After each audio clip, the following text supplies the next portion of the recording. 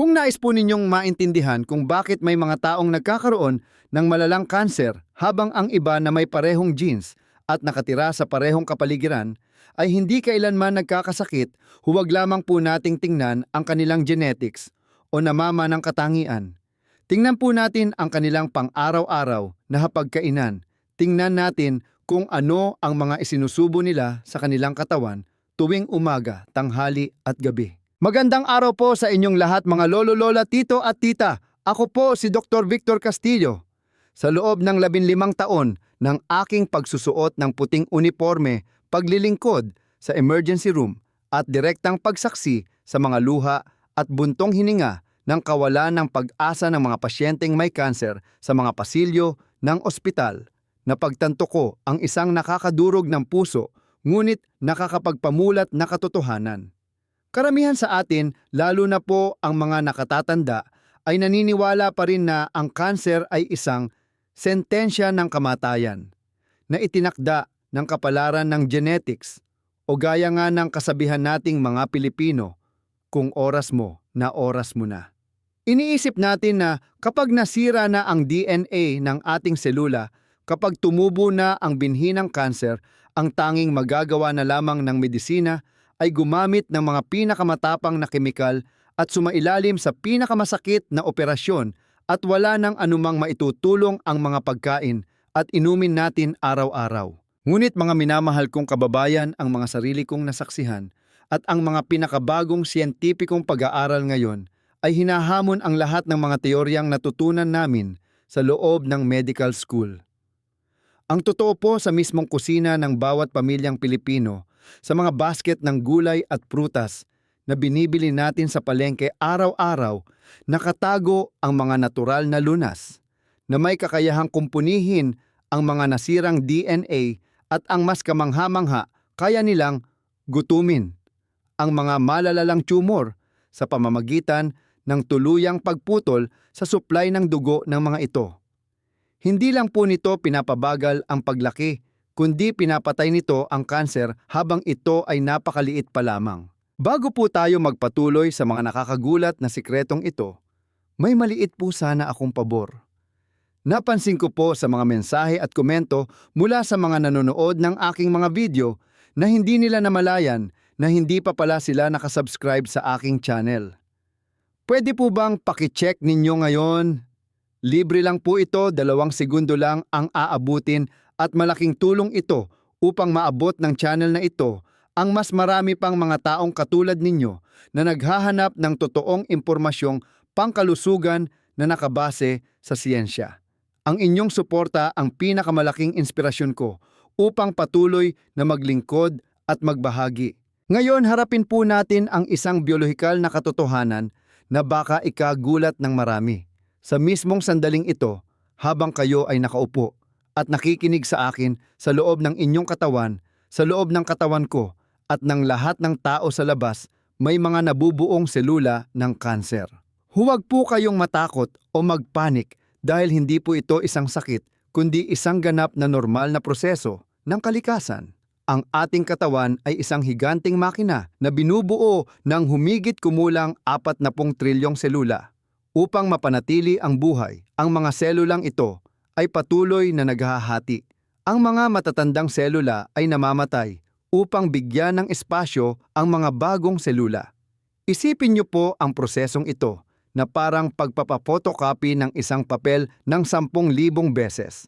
Siguradong pagdating sa 1,000 kopya, magkakaroon ng bara ng ink sa makina, lalabo ang mga letra at magkakaroon ng mga mali. Ganyan din po sa ating katawan, ang mga pagkakamali sa pagkopya ng DNA ay lilikha ng mga abnormal na selula. At sa usaping medikal, ang ilan sa mga abnormal na selulang ito ay ang mga selula ng kanser. Kaya bakit hindi tayo lahat sabay-sabay nagkakasakit? Iyan po ay dahil mayroon tayong napakasipag na mga gwardya na tinatawag nating immune system. Ang hukbong ito ay nagpapatrolya araw at gabi sa bawat sulok ng ating katawan. Hinahanap ang mga maliliit na pasaway na ito at agad silang pinapatay bago pa sila lumaki at makapanakit. Ngunit nagsisimula ang trahedya kapag may ilang matatalinong selula ng kanser ang nakakalusot sa seguridad ng ating immune system.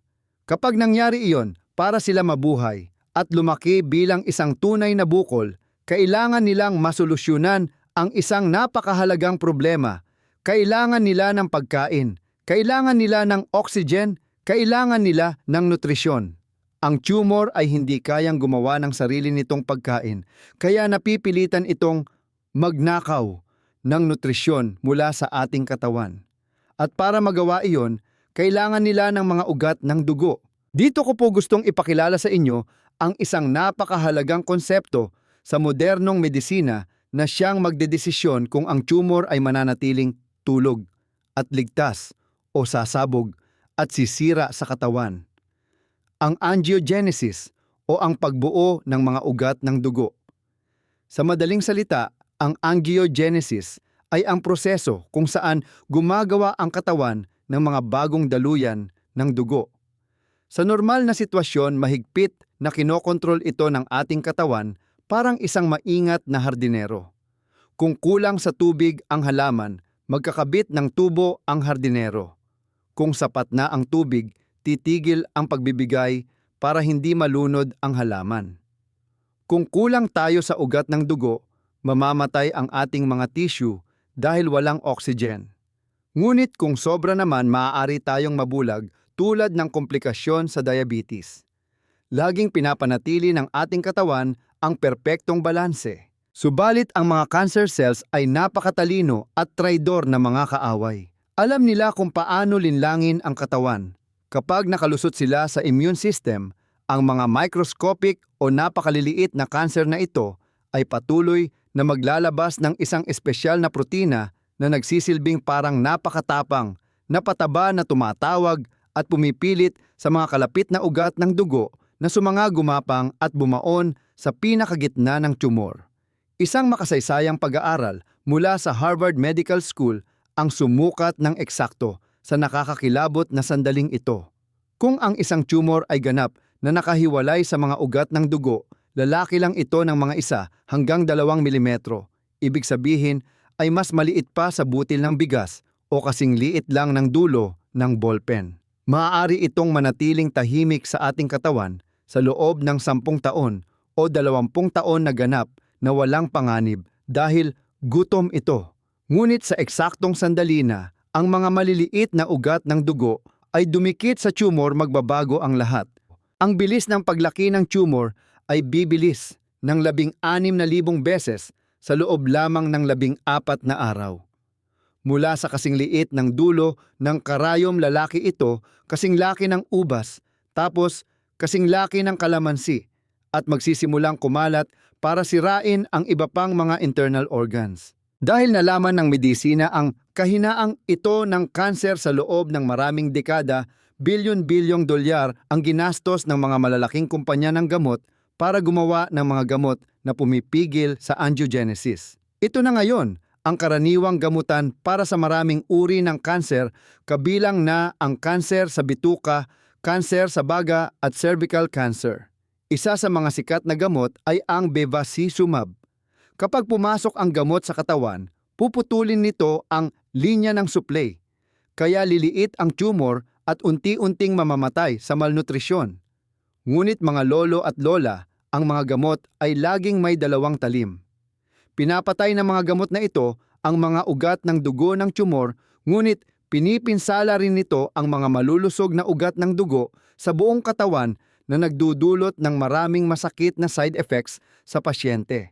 At dito papasok ang tunay na himala ng kalikasan na bumago sa pananaw ng mga doktor na katulad ko. Nang dalhin ng mga siyentipiko ang mga sangkap mula sa ating pang-araw-araw na pagkain sa laboratorio para ikumpara sa mga gamot, ang resulta ay gumulat sa buong mundo ng medisina. Ang unang pagkain na gusto kong pag-usapan ay napakapamilyar sa atin.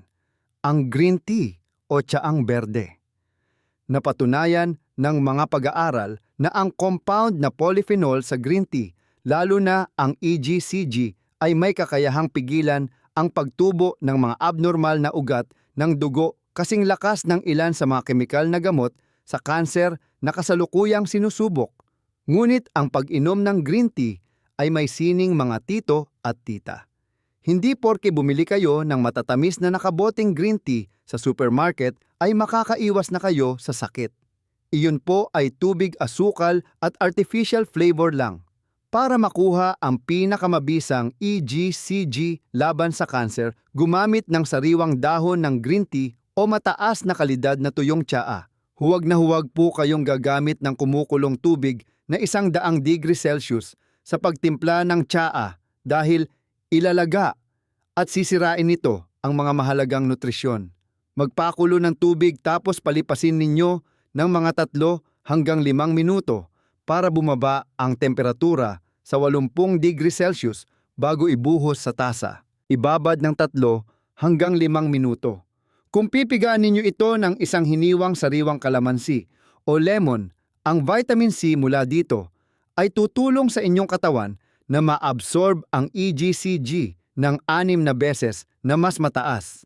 At huwag ninyong hahaluan ng gatas ng baka ang tasa dahil ang protina sa gatas ay tatalian ang mga magagandang sangkap at hindi ito masisipsip ng katawan. Bukod sa green tea, may isa pang himalang gamot laban sa angiogenesis na mabibili lang natin sa palengke at laging iniiwasan at kinatatakutan ng maraming kababaihan dahil sa maling paniniwala, ang soya, tokwa, taho at soy milk. Maraming taon na ang nakakalipas, may kumalat na walang basehang chismis na ang pagkain ng tokwa ay nagpapataas daw ng estrogen na nagiging sanhi ng myoma, ovarian cyst o breast cancer. Mga lolo at lola, iyan po ay ganap na kasinungalingan. Ang totoo, ang soya ay may phytoestrogen, isang compound na mula sa halaman. Hindi lang sa hindi ito nakaka-cancer, kundi dahil sa espesyal nitong estruktura, pagpasok nito sa katawan, aagawin nito ang pwesto ng estrogen sa ating mga selula, kaya nagiging matibay na kalasag ito laban sa pag-atake ng masasamang estrogen sa ating katawan. Bukod pa rito, ang sangkap na genistein sa soya ay isa sa mga pinakamalakas na mandirigma na pumutol sa mga ugat ng dugo ng tumor na natuklasan kailanman. Binabawasan nito ng 70% ang mga signal na tumatawag sa mga ugat ng dugo. Tayong mga Asyano, dahil sa kultura nating kumain ng tokwa at uminom ng soy milk mula pa noon, ay may mas mababang kaso ng breast cancer kumpara sa mga kababaihan sa mga bansa sa kanluran Western countries. Kaya huwag po kayong matakot na magdagdag ng tokwa, taho o edamame sa inyong hapagkainan ng kahit 2 beses sa isang linggo. Ngunit ang laban kontra cancer ay hindi natatapos sa pagputol ng supply ng pagkain ng tumor. Ang pinakamalalim na ugat ng lahat ng cancer ay ang pagkasira sa pinakapundasyon natin. Ang hanay ng ating DNA. Araw-araw ang ating DNA ay nagtitiis sa matinding pinsala mula sa nakakapasong sikat ng araw, usok ng mga sasakyan, mula sa matinding traffic, mga kemikal na preservatives sa pagkain, at mula mismo sa stress at pagod natin sa buhay. Laging may nakahandang grupo ng mga karpintero sa ating katawan na ang trabaho ay tagakumpuni ng mga nasirang DNA. Isipin niyo po na ang mga sirang DNA ay parang mga lubak sa kalsada. Kung ang mga tauhan ng DPWH ay may sapat na asfalto at kagamitan, matatapalan nila ang lubak sa loob lang ng isang gabi at kinabukasan makinis na ulit ang kalsada. Pero kung wala silang materyales lalaki, ng lalaki ang lubak, magkakaroon ng aksidente at iyan po ang pagkakataong ang isang malusog na selula ay nagiging nakakamatay na kanser. Ang pinakamahalagang materyales na maibibigay natin sa ating karpintero ng DNA ay abot kamay lang natin at ito ay ang prutas na kiwi. Pinatunayan ito ng isang sikat na pag-aaral mula sa University of Oslo sa Norway. Pinakain nila ang mga malulusog na matatanda ng 1 hanggang 3 piraso ng kiwi araw-araw sa loob ng 3 magkakasunod na linggo. Pagkatapos, kumuha sila ng dugo at sinuri ang struktura ng DNA gamit ang electron microscope. Ang resulta ay nagpamangha kahit sa mga pinakamahigpit na siyentipiko. Sa 1 piraso lang ng kiwi, araw-araw, bumaba ng 60% ang pinsala sa DNA. At ang mas nakakagulat ay ang nangyari sa grupong kumain ng 3 kiwi araw-araw. Hindi lang nito pinigilan ang bagong pinsala, kundi maging ang mga dati ng nasirang DNA ay nagsimulang kumpunihin ang kanilang sarili na may 60% na bilis ng paggaling. Ang lakas na ito ay hindi lang dahil sa mataas na vitamin C nito, kundi dahil sa tulong-tulong na puwersa ng daan-daang antioxidants, polyphenols at flavonoids sa loob ng kiwi.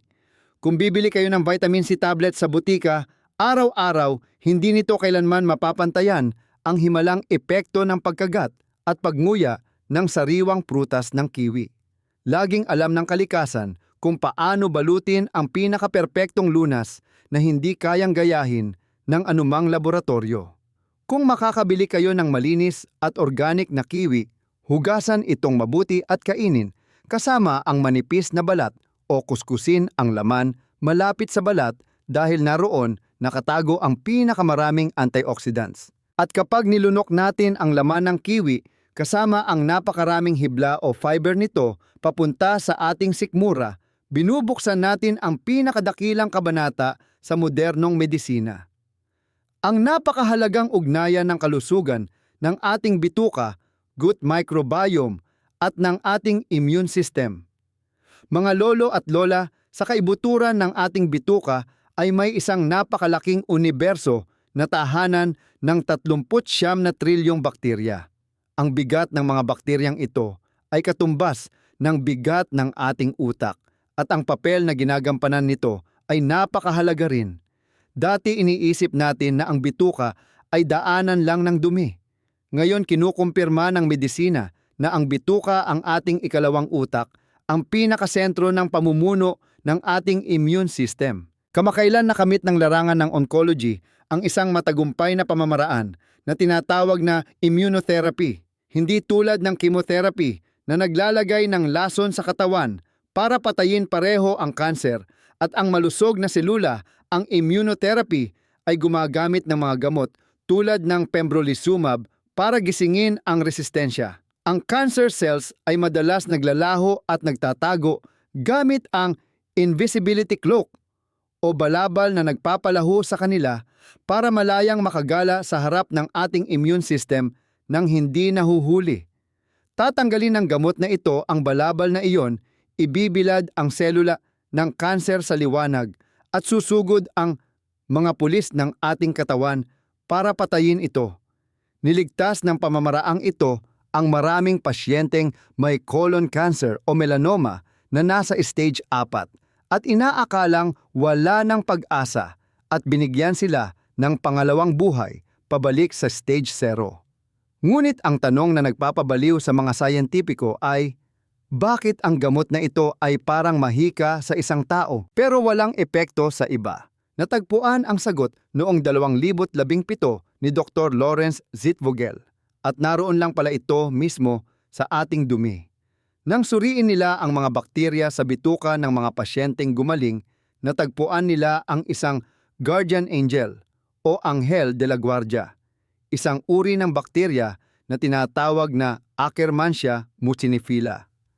Ang mga pasyenteng may mataas na antas ng Akkermansia sa bituka, ang kanilang immune system ay parang tigreng tinubuan ng pakpak sa lakas pagdating sa pagdurog ng tumor. Sa mga walang bakteryang ito, ang gamot sa immunotherapy ay walang silbi.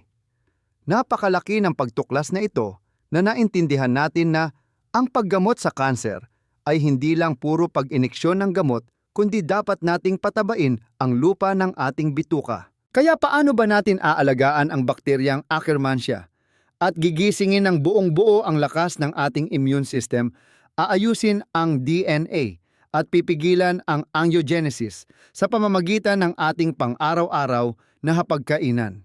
Ang simpleng gabay sa nutrisyon na ipinapayo ko sa aking mga pasyente ay hindi mahal o mahirap hanapin. Una, para direktang buhayin ang mga mandirigma ng ating immune system, mga T-cells at NK cells, kaibiganin ninyo ang prutas na blueberries.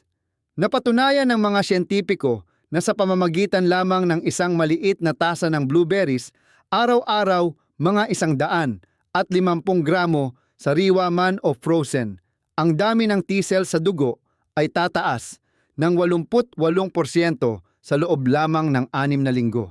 Ang anthocyanin na nagbibigay ng asul at lilang kulay sa blueberries ay nagsisilbing kalasag laban sa matagalang pamamaga chronic inflammation at parang tambol ng pakikidigma na gumigising sa immune system. Pangalawa, isang napakapamilyar na gulay sa mga hapagkainan nating mga Pilipino, broccoli. Ngunit ang nakasanayan nating pagluto ng gulay ay pakuluan ito hanggang sa lumambot o madurog.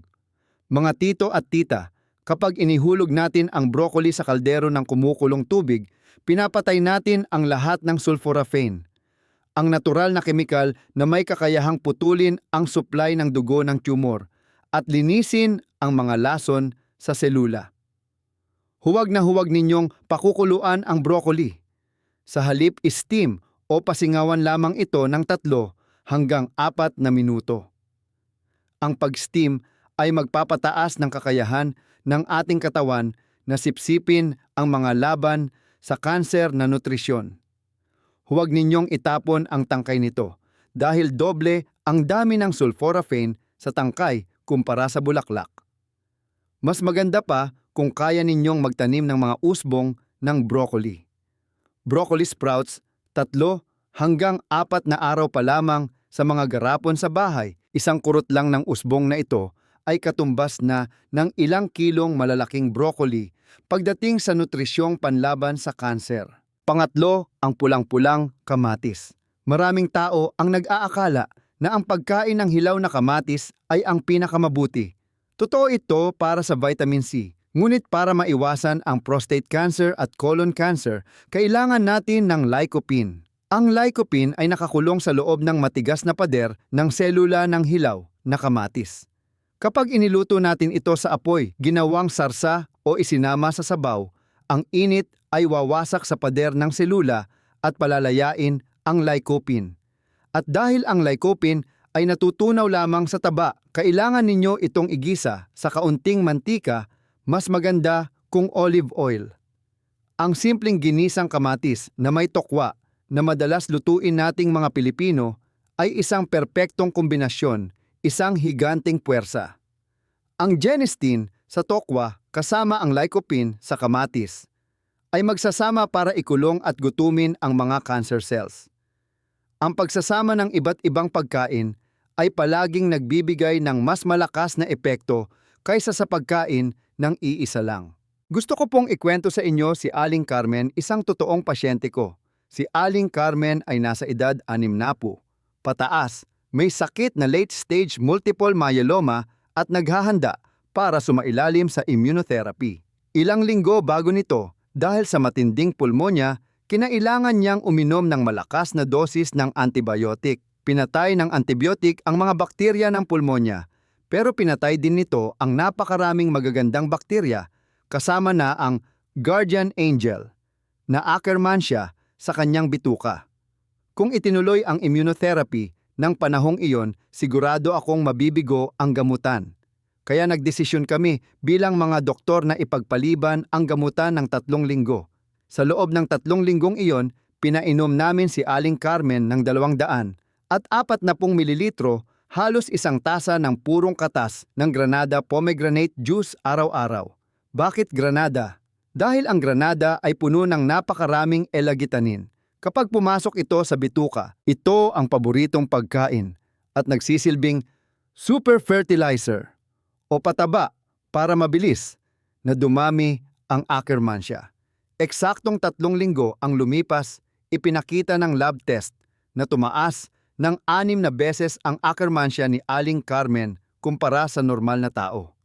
Nang umpisahan niya ang immunotherapy, napakaganda ng naging reaksyon ng katawan niya, parang himala. Nakasama siya sa top 1% ng mga pasyenteng maganda ang epekto ng gamot at ang malalang tumor ay halos naglahong parang bula pagkatapos ng 3 sesyon ng gamutan. Ang himala ay hindi tiyamba. Ang himala ay nagmumula sa kaalaman at kung paano natin ginagamit ang pagkain para tulungan ang modernong medisina na gawin ang trabaho nito. Para makaiwas araw-araw sa sakit, hindi niyo po kailangang uminom ng kasing dami ng kay Aling Carmen. Sapat na ang kalahating sariwang granada o 120 mililitro ng pomegranate juice araw-araw para mapanatiling malusog ang bituka. Ang pinakamahalagang payong galing sa puso ko para sa inyo, sana po ay huwag kayong mahulog sa bitag ng pagpapahirap sa sarili dahil sa sobrang pagdadiet o diet fads. Maraming tao kapag nalamang may sakit sila, ititigil nila ang lahat ng karne at isda at kakain na lang ng brown rice at sesame seeds hanggang sa manghina ang katawan at wala ng lakas para labanan ang sakit o tanggapin ang mga gamot. Ang sikreto po ay hindi sa pag-aalis kundi sa pagdadagdag. Isipin nyo na lang, ngayong umaga kakain ako ng kaunting blueberries sa tanghali, mag-i-steam ako ng broccoli at mamayang hapon iinom ako ng 1 tasang green tea na may kalamansi. Kapag kusang loob ninyong pinupuno ang inyong sikmura ng mga pagkaing nagbibigay ng buhay ang pagkasabik ninyo sa mga hindi malusog na pagkain tulad ng hotdog bacon o mamantikang prito ay kusa ring mawawala. Huwag ninyong piliting maging 100% na perpekto. Kung ngayon ay nakakain kayo ng 1 pirasong cake o nakainom ng 1 basong beer sa piyesta, huwag ninyong sisihin ang sarili ninyo. Ang ating katawan ay napakamapagpatawad at mas dakila kaysa sa inaakala natin. Hanggat tuloy-tuloy at matiyaga ninyong dinadagdagan ang inyong katawan ng mga mandirigmang galing sa mga halaman, araw-araw ang kastilyo ng inyong kalusugan ay mananatiling matibay. Sa gitna ng mga pag-aalala natin at paghahanap buhay araw-araw, kapag ang anino ng sakit ay tila nagbabanta na, parang bigla ang bagyo madalas nating maramdaman na tayo ay maliit at walang kalaban-laban. Ang salitang cancer ay may dalang sobrang takot, mga gabing walang tulog pag-iyak at mga nakakatakot na proseso ng panggagamot. Pero ngayong araw, hayaan niyo pong payapain ko ang inyong mga puso kahit sandali. Pakinggan ninyo ang tibok ng inyong puso, damhin ninyo ang bawat paghinga. Ang inyong katawan ay hindi isang walang buhay na makinang nag-aantay lang masira. Ito ay isang napakagandang obrang nilikha ng Diyos, isang banal na templo na palaging may lakas na pagalingin ang sarili nito. Ang bawat selula at bawat pulso sa loob ninyo ay laging naghahangad na mabuhay, maprotektahan at mahalin. Huwag ninyong isuko ang inyong buhay sa tadhana o sa mga walang buhay na gamot. Ang lakas para bumangon at mabuhay muli ay nasa inyong mga kamay sa mga desisyong ginagawa ninyo araw-araw. At sa pagmamahal na inilalagay ninyo sa bawat masustansyang pagkain mula sa kalikasan. Pakainin ninyo ang inyong katawan ng pasasalamat imbes na takot. Ang kanser ay hindi normal na parte ng pagtanda. Magtiwala po kayo na kapag binigay natin sa ating katawan ang tamang kapangyarihan at pagmamahal, ibabalik nito sa atin ang himala ng magandang buhay. Isang mahalagang aral. Ang bawat pagkain na isinusubo natin ay may kakayahang maging lunas o lason. Hindi natin kailangang matakot sa kanser o umasa lamang sa ospital kapag huli na ang lahat. Sa tulong ng tamang kaalaman at tamang pagpili ng pagkain, tayo mismo ang pinakamagaling na doktor ng ating sariling katawan. Ang ating hapagkainan, ang ating unang botika. Kung nakatulong po sa inyo ang mga impormasyong ito, mag-iwan po kayo ng komento sa ibaba para ibahagi ang inyong mga kwento at kung anong pagkain ang sisimulan ninyong idagdag sa inyong dieta bukas. Huwag kalimutang mag-subscribe sa channel na ito para magkasama tayo sa paglalakbay tungo sa mas malusog na buhay at ibahagi po ang videong ito sa inyong mga pamilya at kaibigan na nangangailangan ng gabay. Ako po si Dr. Victor Castillo. Dalangin ko ang inyong kaligtasan, kalusugan at masaganang pamumuhay.